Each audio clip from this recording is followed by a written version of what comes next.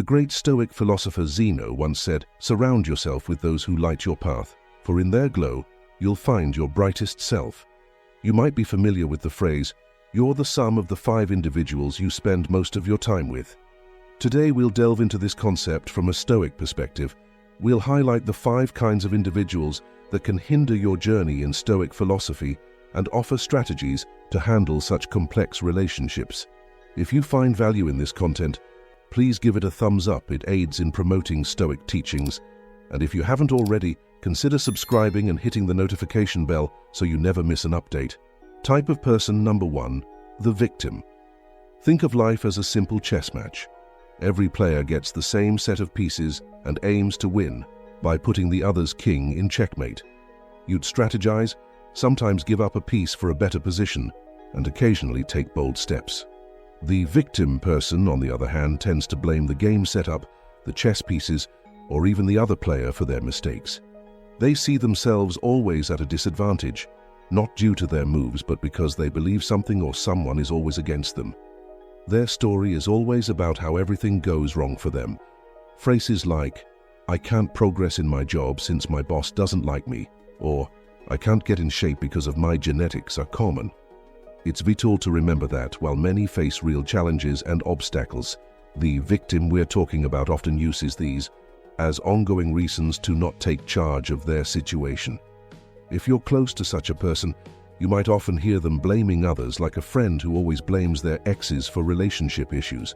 This can not only consume your time, but might even influence you to think the same way about your own situations. When dealing with a victim, you might want to help them constantly.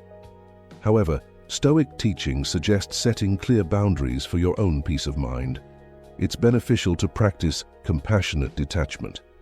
Listen to them with care, but don't always jump in to solve their problems. As Marcus Aurelius pointed out, the best way to respond to wrong is by not repeating it. If you ever feel pulled into the victim's way of thinking, remember to stay in charge of your actions and decisions.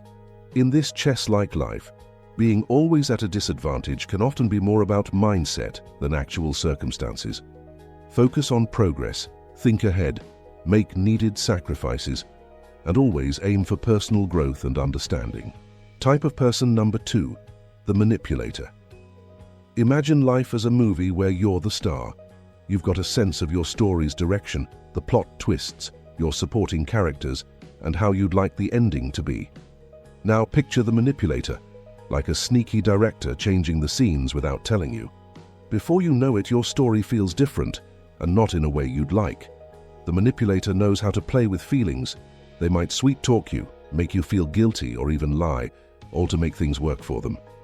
For example, a friend might always hint at you to pay for meals, saying things like, "You're doing so well, and this would make my day."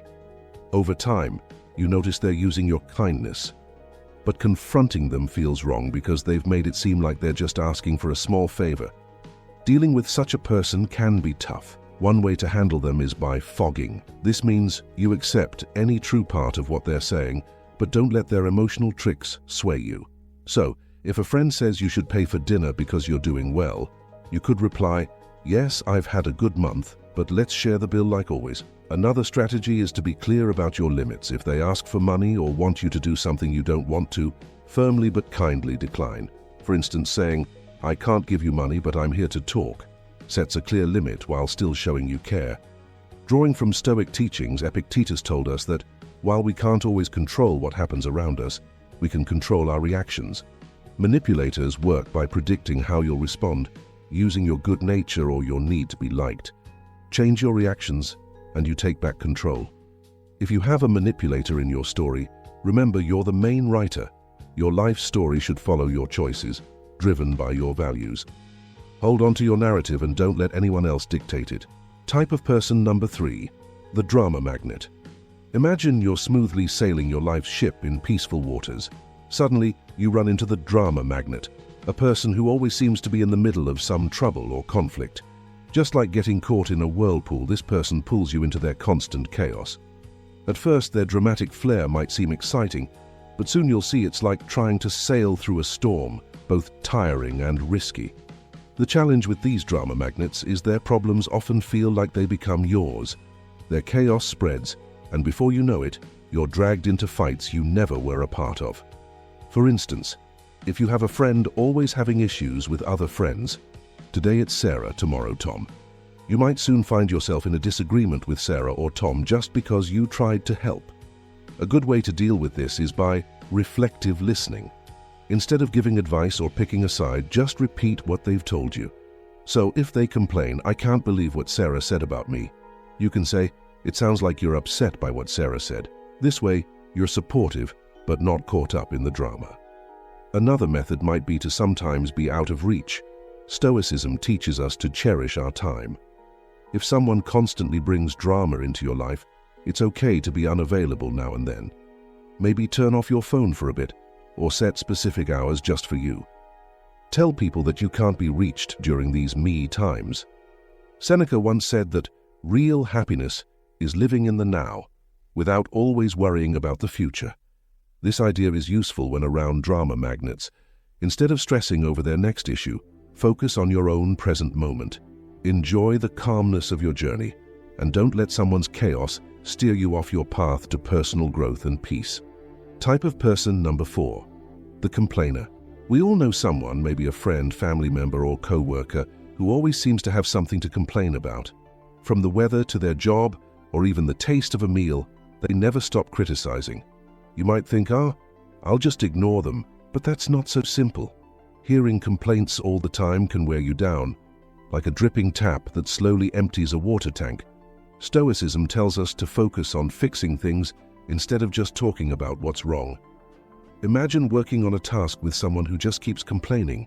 Every time you meet, they go on and on without suggesting how to make things better. This brings everyone down, takes you away from finding real answers, and can make you lose interest in the work or even in other things in life. How can Stoicism help handle a complainer? Here are some ideas. Try to spend less time with them if you can. If you can't avoid them because they're family or a co-worker, try to think of their complaints like a storm.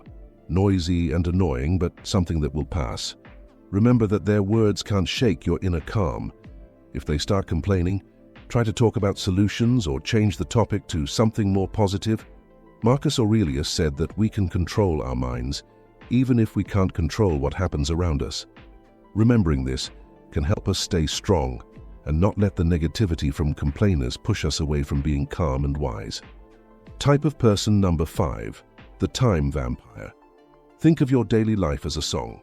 Each part of your day is a note, and together they make a beautiful tune. But then, the time vampire joins, playing out of tune and messing up your song. The time vampire isn't always mean. Maybe it's a co-worker who keeps asking you small things, breaking your focus, or a friend who keeps inviting you to events you don't want to go to, taking up your time and energy. These might seem small, but over time they can mess up your rhythm.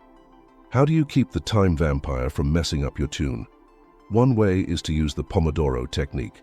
This is a way to manage your time by breaking work into chunks, like 25 minutes, with breaks in between. During work chunks, let people know you can't be disturbed. This keeps little interruptions from breaking your focus. If a friend keeps taking up your time, it's okay to say no. You can say, "Thanks for inviting me, but I can't come." Saying no isn't about pushing them away, it's about taking care of yourself. Seneca once said that if you live well, your life will feel long enough. Stoicism tells us time is valuable and we should spend it carefully. It's like a painting, and we should choose what we add to it carefully. Make sure every part of your day, every note in your song fits your goals. Don't let the time vampire mess up your music. Be the conductor of your life and make sure every moment is in tune. As we wrap up today's chat about the people who might steer us away from stoic calmness and insight, remember to look at ourselves first. It's simple to see these traits in others, but it's more useful to check if we sometimes act like them. Stoicism is about knowing the world and bettering ourselves. If today's topic made you think, feel something new, or just reflect, I'd like to know. Share your feelings and stories in the comments. Let's talk and learn from each other. Until we chat again, hope your choices show your values. Your actions display your wisdom, and your life shines as it should.